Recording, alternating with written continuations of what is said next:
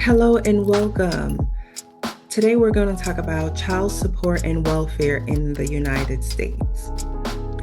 We're going to explore the responsibilities of parents who need to support their children. We're going to talk about the legal frameworks for child support enforcement and the evolution of welfare programs. Our goal is to understand both the challenges and the steps being taken to ensure that every child receives the support they deserve. Every parent has an obligation to provide for their child's well being, both morally and legally. However, in the United States, many children still face financial hardships because they do not receive the support they are legally owed from their parents.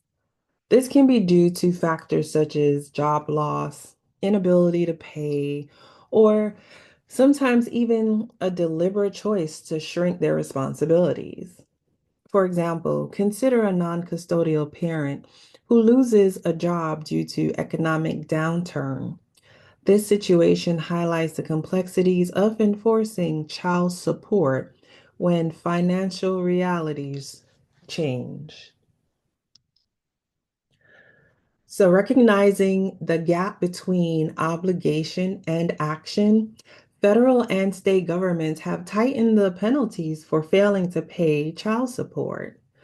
Despite these stricter measures, such as wage garnishes and other legal sanctions, the reality is that a significant amount of child support remains uncollected. So, this slide highlights the ongoing challenges in enforcing these laws effectively. And it underscores the need for continuous improvement in our legal framework. So, for example, a parent who fails to pay court order support might face wage garnish or even legal sanction. Yet, many cases still slip through the enforcement net.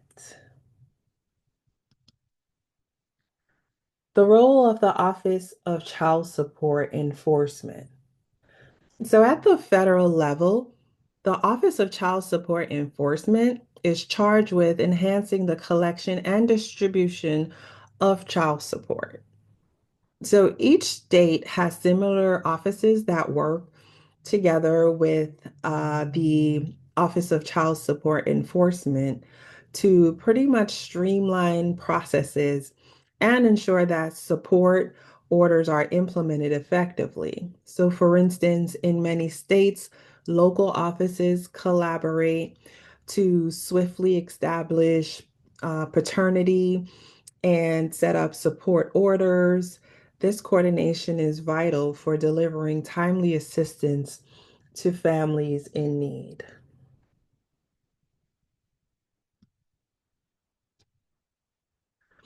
On this slide, we're going to talk about child support enforcement services. And this is a really multifaceted area because they include establishing paternity, which is the first step in setting up support orders, collecting and distributing payments, and even enforcing these orders across state lines if needed.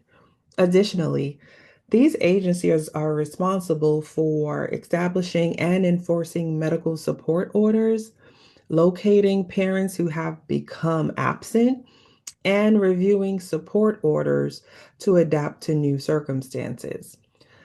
So, for example, if a custodial parent is having difficulties locating the non custodial parent, enforcement agencies utilize specialized tracing services to ensure that the child's needs are met. Now, in recent years, there has been a growing emphasis on engaging non custodial fathers more deeply in their child's lives. The benefits are clear, such as increased financial support, better emotional bonds, and improve overall well being for the child or children. Many initiatives focus on enhancing the employability of fathers who face substantial barriers to employment, thereby encouraging responsible parenting and more frequent visitations. For instance, job training programs have been implemented in several communities, resulting in fathers not only finding work, but also becoming more involved in their child's day-to-day lives.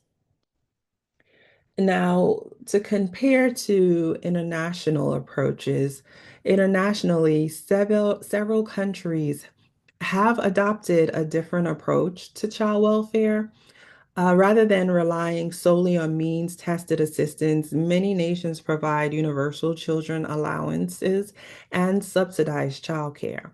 This system does guarantee a basic standard of living for every child. When we're looking at it, we have to also think about that irrespective of the family's income and structure, these children will have that basic standard of living met. So, for example, in many European countries, every child is entitled to a universal allowance, which significantly reduces the financial strain on families and ensures that no child is truly not left behind, even when faced with unexpected challenges. In the United States, when we're looking at public aid, it has traditionally been means tested, meaning that only families with very low income qualify for assistance. For much of the 20th century, the primary supported program was known as Aids to Families with Dependent Children, or acronym AFDC. However, as divorce uh, and births to unmarried parents increased, the caseload kind of rose dramatically, and this led to growing concerns over the adequacy and fairness of the program, as many families on the brink of financial crisis found themselves ineligible for assistance simply because they earned too much. They were above the criteria needed for this assistance. So, due to the growing concerns, over AFDC, major welfare reform was enacted in 1996, leading to creation of temporary assistance for needy families, or TANF for short, TANF. So this was designed to provide time-limited benefits while encouraging recipients to participate in work or work-related activities, such as job searches, or educational programs. This reform was a key component in the Personal Responsibility and Work Opportunity Reconciliation Act, marking a significant shift from long-term cash assistance to a model that emphasizes self-sufficiency. So, for instance, a single mother might receive TANF for a specific period while she secures employment or gains new skills throughout job training. So now we look into another assistance, which is the Welfare to Work program. And these programs, such as those integrated with TANF, TANF, and we just talked about that, the temporary assistance for needy families, have helped families move towards self-sufficiency by meeting work-related requirements. However, not all families experience smooth transitions. Some are terminated from TANF for not meeting strict timelines or time limits, or because they face significant barriers to gain employment. Additionally, while the Earned Income Tax Credit is available to a vast number of low-income working families, many who qualify never claim the credit due to complex application processes or lack of awareness. They just don't finish the application process. So this highlights the ongoing challenge to ensure that all eligible families receive the benefits that they deserve. So if we look at what's going on now, and as we look to the future, the emphasis on self-sufficiency and the importance of work requirements is clear.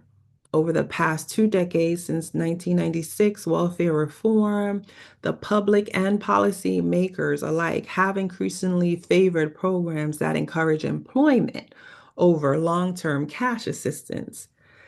However, this has also meant that public aid has become more challenging to obtain for those who genuinely need it.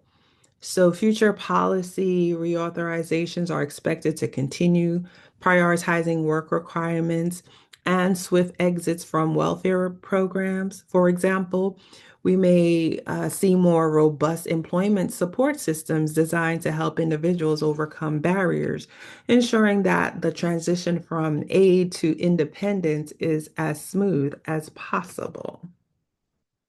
So, in conclusion, while the legal and moral obligations of parents to support their children is clear, there are significant challenges that remain in enforcing child support and ensuring that every child receives the necessary financial support. The coordinated efforts of OCSE and state agencies have improved enforcement, but gaps still exist.